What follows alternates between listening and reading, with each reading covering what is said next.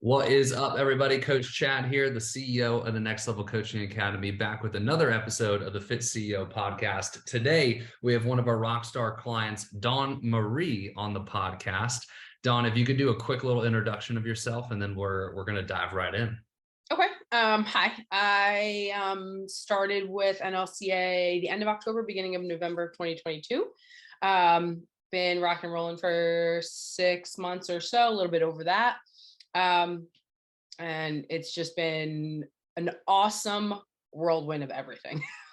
Let's freaking go. I'm excited to unpack all of that. Before we get into anything about NLCA, prior to NLCA, where were you? Were you doing in-person training? What were kind of some of the stuff you were doing prior to starting with us? So immediately prior to starting with you, I was unemployed for about 6 months. I had moved down to, I was originally from New Jersey. I moved down to South Carolina. And while in South Carolina, I was trying to build something. I was at a CrossFit gym that I loved and thought was absolutely amazing and fantastic. And they were willing to have me build in person there, but it was not as easy as you would think. And then prior to moving down to South Carolina, I was in New Jersey and I was doing in-person group fitness classes through Orange Theory, but I was also working with clients, not really clients. I was kind of helping people out kind of thing in regards to whether it be workout routines, programming, a little bit about nutrition.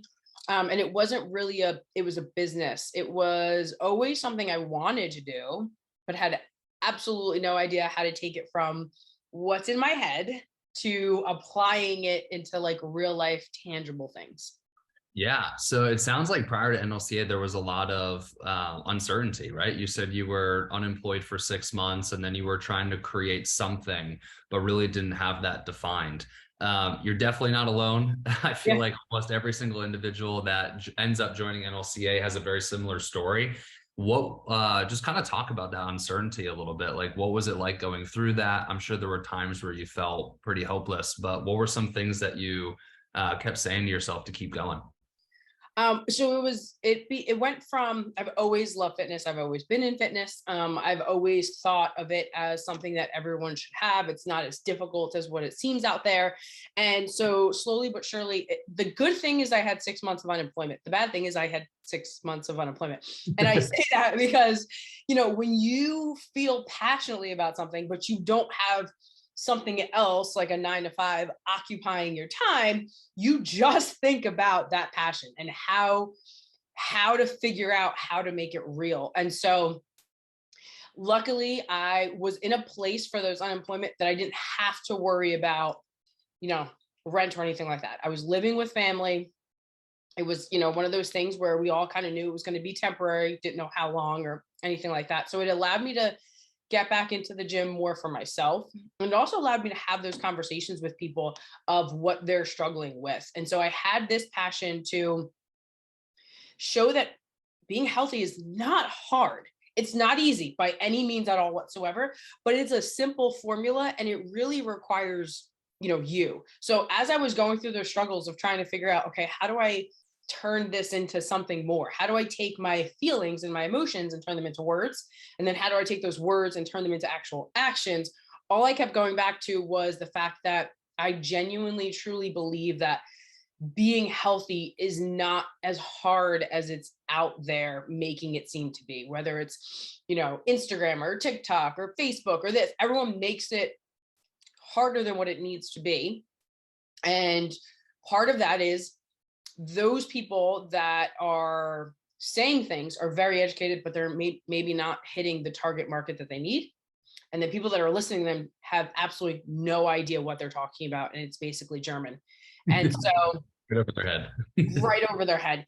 And so my thing was, if we can just merge that, have someone who can have that, real conversation as to what this looks like. And there are people like specifically my NLCA coach who's bodybuilding. I don't want that. I'm not looking for clients that want that.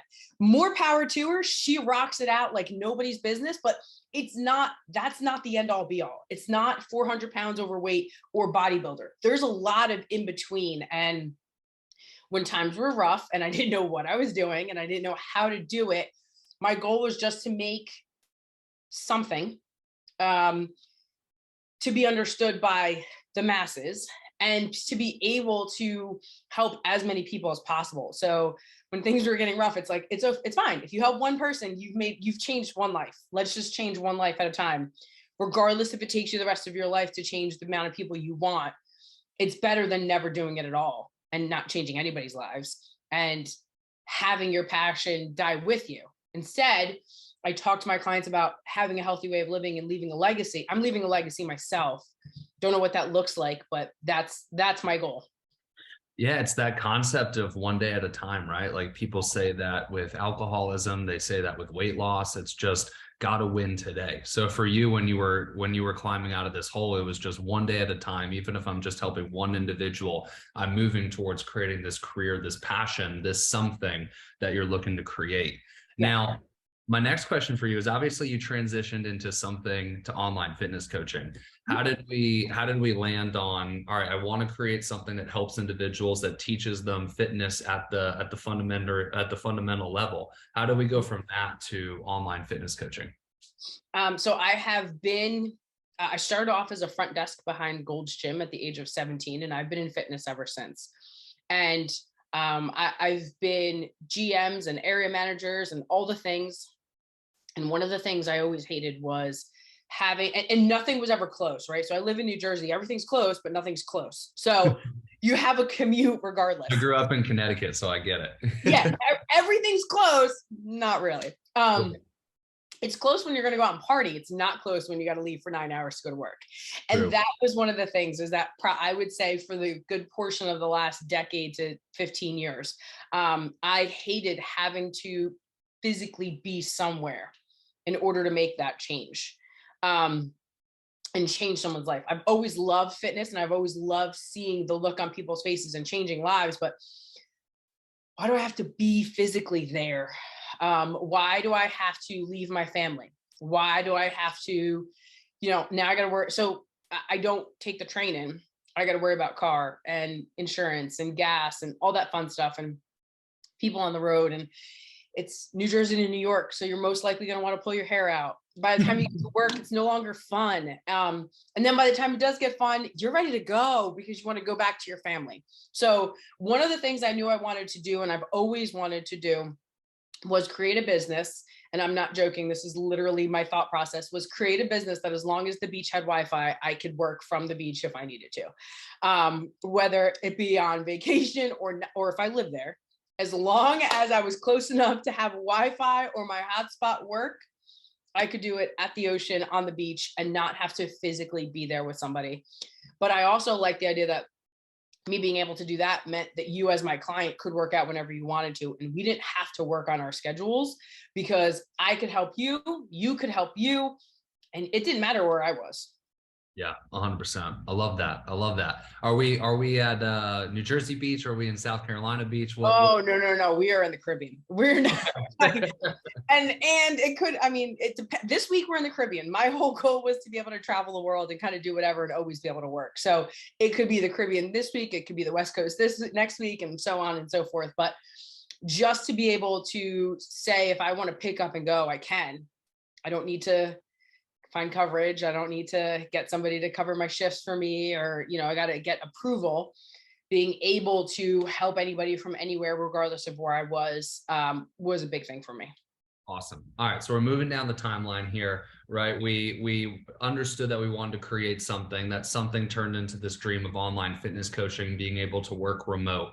Now, was there a period of time where you worked on that dream by yourself prior to hiring NLCA? What did kind of that in between look like from the point you hired NLCA to the point that you decided it was going to be online fitness coaching? So it was something where it was probably a few weeks in the making. I had spoken with my boyfriend and I said, I don't know what I want to do, but this is my passion. And I probably talked on the phone to him about it for 20 minutes straight without letting him get a word in edgewise. And he is a business owner himself. And he literally said to me, okay, you need to make this happen. Like he's like, I'm sure at one point in the very beginning of my career, I had that passion. And he said, and for someone who's that passionate, you got to figure out how to make it happen. How do we do that? I don't know. I have no idea was my answer. And it was kind of one of those things where he and I figured out, what does this look like for clients? And maybe we have to start off in person and kind of had those conversations. And, we prayed a lot and tried to figure out exactly what worked, or try to find answers, should I say. And then it was just your face, literally your face kept popping up as I was scrolling through Instagram, trying to look for content ideas to post on my Instagram, to draw a crowd and draw followers and draw inquiries and all the things. And your face just kept popping up. And it was, I'm not gonna lie, I was so annoyed. I really was. And then one day I finally moved back up here, and I'm like, let me just see what he has to say. Because if it's going to annoy me, then I'm just going to hide the ad, right? Like, I'll just hide it. And can I just pause you really quick? This is so like northeast of you, just to be so honest and direct. But anyways, keep going. I'm like, okay, so I listened, and it was one of those where you talked for a couple seconds and then clicked and it went into a website or something, and you talked a little bit more. And I'm like, oh, I like it. Like, I was so annoyed that it all made sense. And so I'm like, all right, well, what's the worst that happens? I call and it's not a good fit. And that's kind of where we were at. And, it was what I remember having that conversation. I'm like, listen, so there's a business out there, and I could do this and I can do that, and had this whole conversation and kind of reiterated to my boyfriend exactly what you had said to me. And his response was the same as mine, is just give him a call. Like, just put the info in. What's the worst that happens? Best case scenario works out for you. Worst case scenario, you waste an hour of your time. Many people have wasted more time than that in your life than you have. So what's that time? And it was one of the best decisions I've ever made. Let's freaking go. My annoyingness won you over. So honestly, this is really cool. From the point that this became an idea, online fitness coaching, to the point that you signed up, it sounds like it was only 2 to 3 weeks. Yeah. Now, there is a lot of people out there that sit and mull it over, and sometimes even wait, I shit you not, years before they decide to make the commitment. Why did you take such fast action? I'm I say this a lot. I am a ask for forgiveness rather than permission kind of person, and I will figure out how to build a plane as I'm flying it. So it's one of those things where, I'll figure it out as we go along, and I will either be successful or I won't. But my personality is also, oh no, you're going to be successful. Like, you will die trying to be successful. So it was kind of one of those things where it's like, this makes sense. I could do it from wherever. It doesn't really matter. I don't need to be in a set spot. And because it is my business, I came back to New Jersey because Orange Theory offered me more than they could have before I left. So it allowed me to still do what I love face to face. But now I can also work my business for me. And that has never been work. My business is not technically work. The business side of it, yeah, is, but doing what I love is not work. So it allowed me in that time period to figure out that I could still do that and still do this. And, it wasn't at the point where it was so far-fetched that I didn't think I could do it. It kind of just needed, I don't want to say that shove, because I had the drive for it. I just needed somebody who could tell me that this wall color is not actually white, it's beige, because I see it and it's always white. So it's getting that different perspective. Yeah.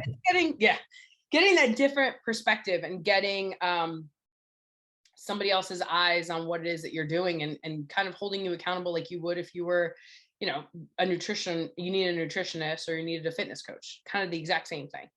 Yeah, 100%. I know you mentioned that 6 months prior you were unemployed, and it's not a cheap investment to get business coaching. Was there any nerves around making the investment? Oh yeah.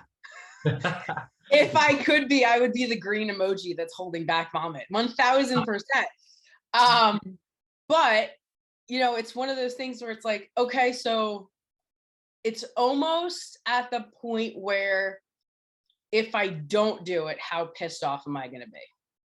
Mm. Not if I do it. If I'm, which I was totally unemployed and I had absolutely zero money coming in, I probably would have been the emoji where it's just, vomit. But it's one of those things where it's like, I could jump and figure it out along the way. If that means I need to pick up extra classes, if that means I need to do this or do that or whatever it is. But if I don't do it in 6 months from now, how annoyed am I going to be that I started 6 months later or not at all, or whatever it is. Like, I was more concerned about how pissed off I would be later for not doing it than I was about nerves on doing it. Yeah. Anything to make your dream a reality, right? Right. So, all right, this is great. I'm enjoying this. I'm having fun. So we've talked everything up until the point of making the investment. You make the investment, you join NLCA. Talk us through your experience and some of your successes and also your challenges. One of my biggest challenges is, which, let me finish the whole thing before you laugh at me, because my coach did the same thing. One of my biggest challenges was I just kept selling paid in fulls for full years. Okay. You made me laugh, but okay. Right. I'm listening. So the thing is being knowing the business side of it, I much rather would have that consistent revenue every single month coming through. It wasn't the hard way that I learned that I took too many paid in fulls. I just learned it too late. And probably what I should have done was had more paid in fulls for my month of January, which was my best month. And it would have been a lot less, but then it would have been more consistent. And so that's some of the things that, you don't realize. You're like, oh my God, this is great. And then you're like, I can pay this off and I can pay this off and I can pay this off. And then you're like, crap, it's like starting off at zero. So that, what I would say, is one of my biggest challenges. But some of my successes have been, I have clients that I say whatever it is, I talk to them about what my program is, what it looks like, and my recommendation for how long. And they're like, okay, sign me up. Like, there's no question about it. And the thing is, you can have that confidence in yourself. You can have that belief that you know what you're talking about. But when you talk to somebody, your nerves can get kind of crazy and you can feel like you're not competent enough to have those conversations. And you can really self-doubt. And what this business, as well as just in general, has taught me is that the only person that's doubting my ability when someone says they want to book a call with me is me. And so if I have that conversation with them via Instagram or sometimes in person, or I've had it where, they've seen my Instagram stories where I'm on a rant, and they message me, I'm still the most insecure person on that call because they know I'm good at what I do. Or I talk the good talk and they'll hop off the phone and never talk to me again, which is not the case. But I'm the only one that can down talk and self-talk and negative self-talk myself. So that was something that it takes a while when you get on those calls with people and you have those conversations and you break out the price and you want to throw up, like you're sweating on your side. And their response was, oh, really? Okay. And then you're like, crap, what, am I undercharging myself? And then you're like, no, I'm not. I'm just more comfortable. I have the business tools. I understand what they're talking about. I don't want to say I followed the scripts, but those scripts allow me to create what I really wanted to find out from people.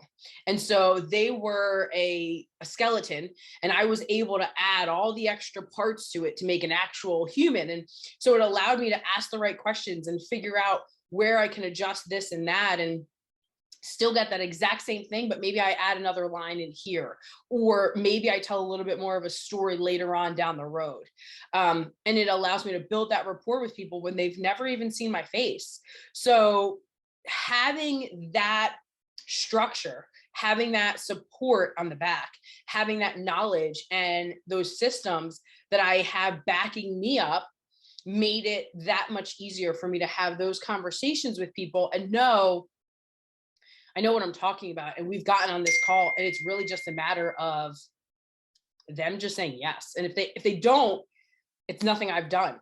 It's really genuinely nothing that I have done because I've been able to overcome their objections or show them that, I'm knowledgeable and I can help them. And I have plenty of clients that have testimonials. If they say no, it's because I am requiring them to commit themselves to my program for them to get healthy, because I can't want their goals more than them. And I've had plenty of people who literally have said, I think you want my goals more than me, and I'm not ready to get uncomfortable. Okay. And I'm okay with that answer. Yeah, it's not no, it's next. And you coming across not confident? Come on now. You're very confident. Thank This is you. awesome. This is awesome. And like I said, I'm having a ton of fun. You're killing Me it on too. this. Me too. All right. So you're crushing it, right? The dream of the Caribbean island, it's coming. It's Yep. in the future. What are some, if you, for the individuals who may be struggling and they're not growing their online fitness coaching business, from the program, what would you say are the 3 key things that you learned strategically that have helped you sign clients and grow this business? So it's, first off, it's really hard work. And I say that it's hard work because there are plenty of times where you're like, I'm just playing on social media. You're not, though. You're not just playing on social media. So you need to be really in touch with what your niche is, who you are looking for. You can't just go out there and think every single person that you talk to or comes across your page is fit for you. It's just not a thing. Whether it's your personality, right? Like maybe you may have another coach on, but if you're not growing, you have to figure out exactly who it is that you want. And once you figure that out, and once you're consistent and confident and have those clients, then yeah, maybe you can branch out a tiny bit to here and a tiny bit there in order to build that base just a little bit. But you need to know who your core client is first. You can't just go out there thinking you're going to get everybody. Yeah. For example, like if you have, busy, crazy moms, whether they're stay-at-home or not, right? Yeah, crazy moms. Like if you have that, don't think you're going to get dads too, right? Or don't think you're going to get the 27-year-old career-driven individual who's not married, who has no kids, who purposely wants to stay single because they are career-driven. Like you can't have both. You've got to be able to talk to both, but you have to choose one. And you have to be really good at that one.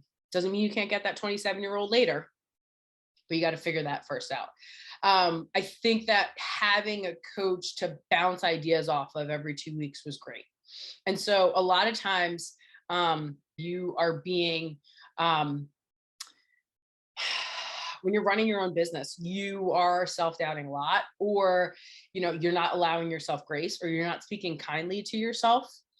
Little things that sometimes we do. And it could be something as simple as your body shaming yourself because you had a stressful day the day before and you're having pizza. And now you wake up the next morning, you're like, well, I shouldn't have done that. You shouldn't have, but guess what? You did. So move along. So having that coach that I could sit here and be like, I didn't have a great last 2 weeks. Like I didn't. I only signed one person, or maybe I didn't sign anybody, or whatever that looks like. But having those consistent conversations with Alexia, and there'd be times where she'd be like, no, like you're crushing it. Like, no, your last 2 weeks weren't great, but this last week was, and 2 weeks before that was. So you're not at a lull. You're at a constantly having those conversations. You're doing X, Y, and Z because this one isn't generating anything, or you're doing this, or you're doing that.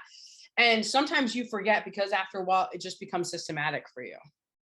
Yep. And you forget that, oh yeah, I did learn all that extra stuff and I am doing this, which is essentially getting me whatever down the road. So having those conversations and having someone else who sees your business and knows your business is really, really huge.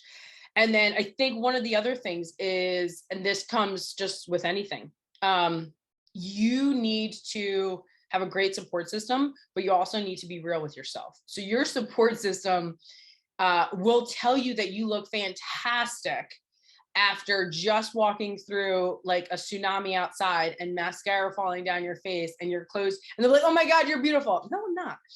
But you need to have that ability to realize that they're there to support me and make me feel good and give me high fives and, gold stars. But I'm the one that needs to get up every day and keep doing the work, like do the hard stuff. And I need to know that my thought was always, if I do this and I don't get one client, but I am consistent, if I don't do this and get one client for an entire month, 30 days, but I am consistent for 30 solid days of doing what I need to do, that doesn't mean I won't be consistent month 2 or I won't be successful month 2.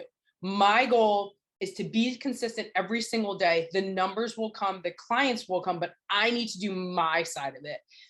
And thankfully, I've never had 30 days of no client, but there were times where I was like, oh my God, I'm really going to go a whole month without a client. And then the last week I'd have 4, all paid in fulls. And I'd be like, okay, I just gave myself gray hair for no reason. And it happens. But if you're not consistent and you're not disciplined enough to do that, you're not going to have those clients that are coming in the last week. Those, and literally every time that's happened, all of those clients have been like, I've been watching you for 2 months. I've been watching you for 3 months. I've been watching you consistently every single day. And because I kept showing up, I kept doing the work. I just had a client who reached out to me, which is why my computer keeps dinging. She's been watching me for 2 years. Damn. 2 years. That's And insane. it's crazy. And every time she comes up with an excuse, and she knows me in person, I was her coach. And she just came up to me the other day, or she was standing and we were calling her out on the fact that she had that, RBF face. And we're like, what's happening? So she came over and she said, I was listening to your Instagram stories. I'm probably listened to them about 15 times yesterday, and you only had 3. And I said, so the angry face was to me. And she's like, yeah, not really. I just have been listening to you for 2 years, and I just keep thinking of every excuse to not do it. And then I hear you yelling at me that it's pointless. And I'm like, yeah, imagine if you would have started with me 2 years ago. Like, and that's the thing is, it's just a matter of, if you're consistent, your support team is always going to be there for you. But if you're consistent, you'd be shocked at how many people are like, I've been watching you for so long, and now I finally have gotten the courage to message you.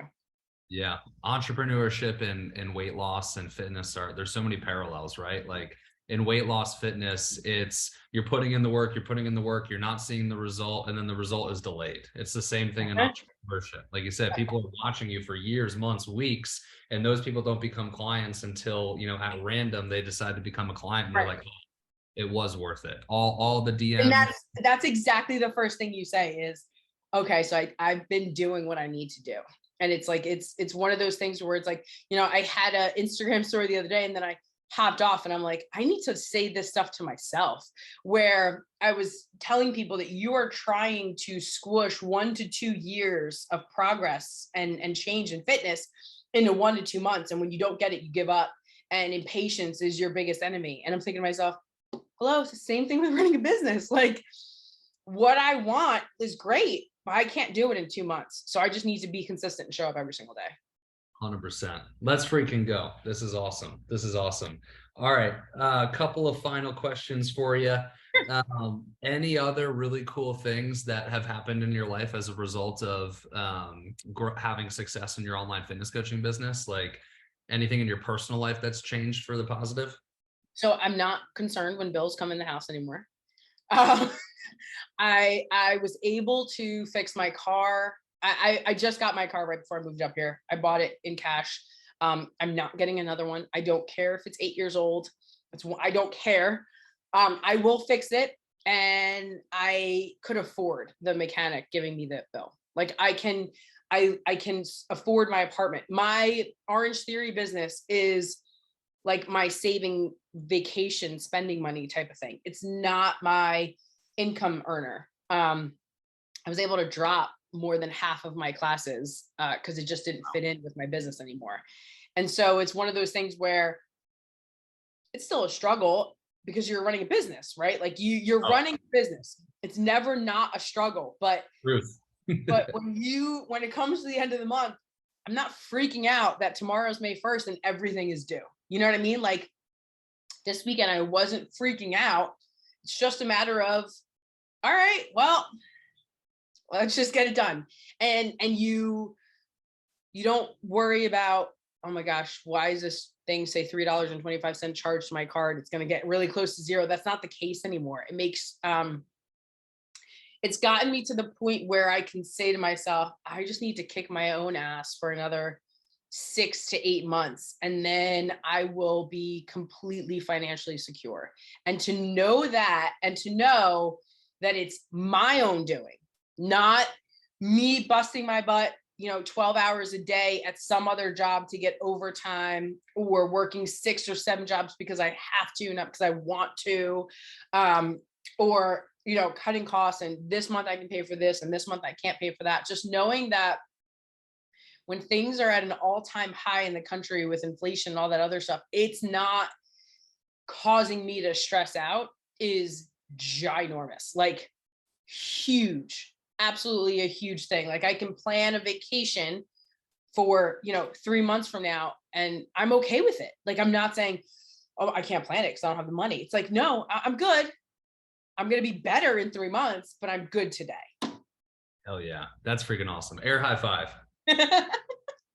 Last question I got before I let you go, DawnMarie, is there's a lot of people listening right now who are on the fence of joining NLCA. What would you say to those groups of individuals? If you don't join it, what's the repercussions? That was my thing is, it's not a drop in the bucket in regards to money, but what you get out of it. And I already had the business aspect of it. I already had the idea of how to work with people. I already had the gym portion of it. And I still learned an insurmountable amount of information on how to run a business.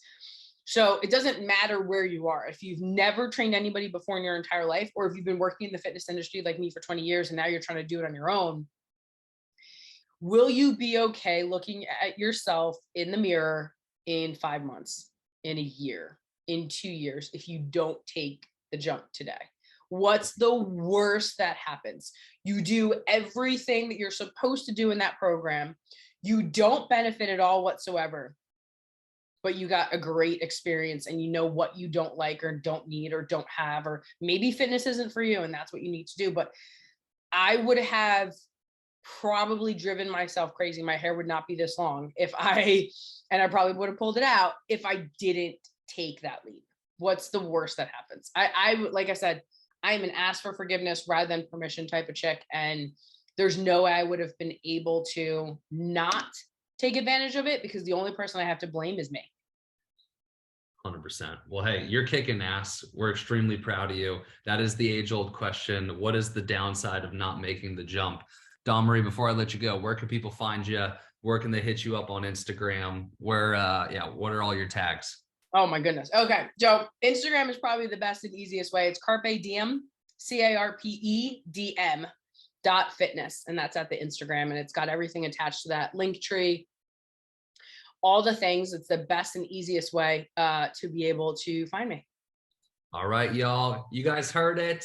Take the jump, take the leap. If you guys enjoyed the podcast, take a screenshot, tag DawnMarie, tag me, and we'll see you guys in the next one. Peace.